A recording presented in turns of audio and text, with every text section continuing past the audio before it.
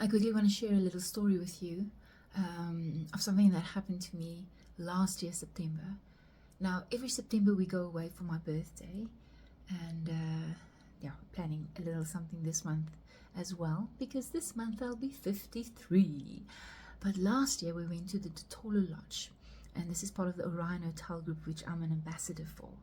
And they were so generous, and they gave us a few days away there. And I remember we were driving home on a Thursday, and then our car broke down, and we had to go back and stay another day, which we absolutely loved.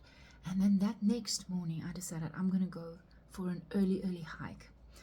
So I woke up early, not that early, it's about 7 o'clock in the morning, and I was about 2 or 3 kilometers away from the actual lodge.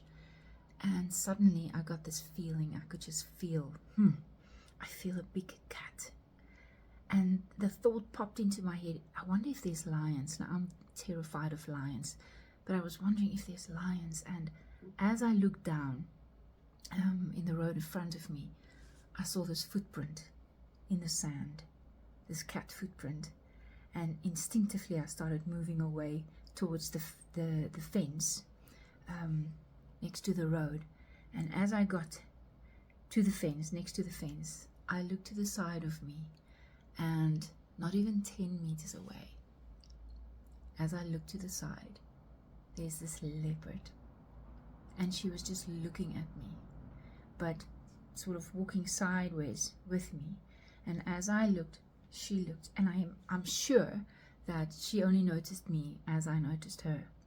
And there we stood, the leopard and myself, and we were just looking into each other's eyes, and it felt like time stopped, and I wasn't afraid.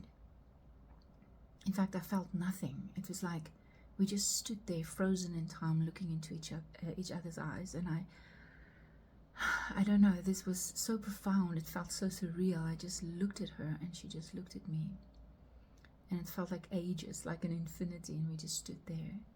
And then after a while, she just turned away and disappeared into the grass. And then, of course, it hit me. It's like, oh, that was a leopard. And I started walking very fast back to the lodge, because now and I kept looking back to see if she was following me, and I just instinctively know it was a female. Can't tell for sure, but I had a feeling it was a female. And when I got to the lodge, I went straight to my room, and I told my husband, I said, I just saw a leopard. And he said, oh my goodness, well, thank goodness you're alive. And I'm like, that thought didn't even cross my mind. It was just like, this is such a miracle, this is such a wonder that happened to me. And I went to find the rangers, and I told them I just saw a leopard. And they were like, yo, they've been looking for those leopards for 3 years, and they couldn't find them. They take people out all the time, and they haven't seen the leopards for 3 years. They actually thought that they moved away. And here, lucky me, I came face to face with this leopard. And here's what I'm taking from that.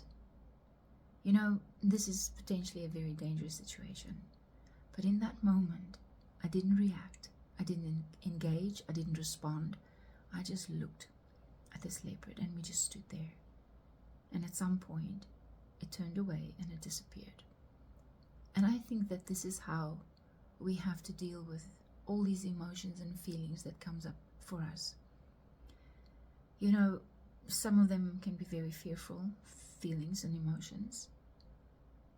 But what I'm taking from this experience is that if you look at it long enough, you just observe, you just witness, you just look at it without engaging, without reacting, without running, without doing anything.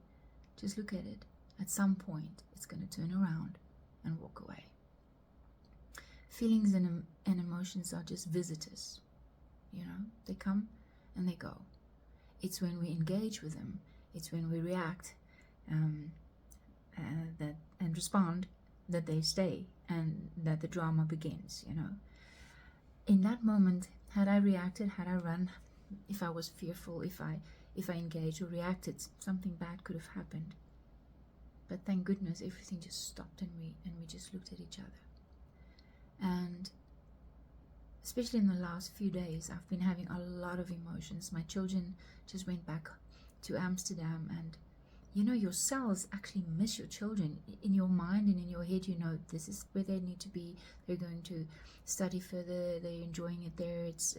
That's, you know, this is working out for them.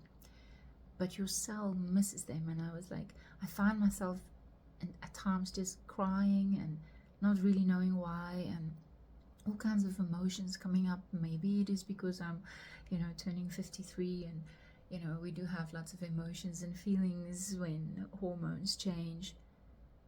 But here's the thing.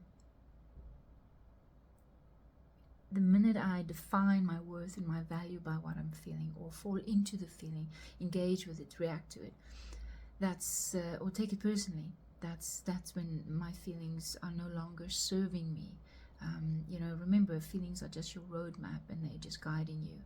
But sometimes there's feelings that's just there. It just is.